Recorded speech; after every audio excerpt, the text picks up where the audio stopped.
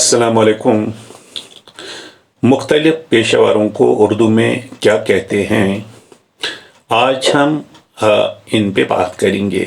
फिर आप खुद देखें कि आप अपनी इलाकाई ज़बान में इनको किस नाम से जानते हैं। तो चलिए शुरू करते हैं।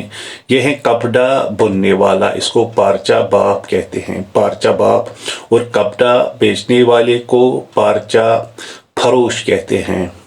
रुई धोंकने वाले को पिंजारा भी, दुनिया भी और इसको नदाब भी कहते हैं।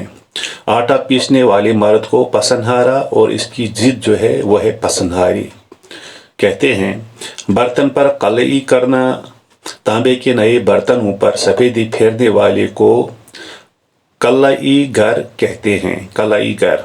और हरफ खोदने वाले, नगीना साज या मोती में छेद करने वाले को हक्काक कहते हैं। हक्काक। और चमड़ा बनाने वाले को उर्दू ज़बान में दबाग और चरम साज भी इसको कहते हैं।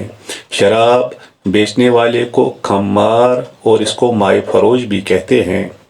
रंग देने वाले को रंगारा और इसको उर्दू में रंगसाज भी कहते हैं। कागज़ बनाने वाले को उर्दू में कागज़गीर कहते हैं।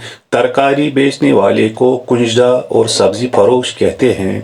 दूध बेचने वाले को मर्द को गोसी गवाला और औरत को गोसन गवालन कहते हैं। और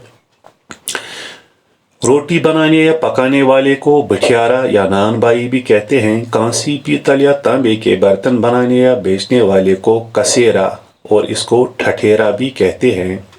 आटा, दाल, हल्दी, मिर्च वगैरह बेचने वाले को बनिया कहते हैं।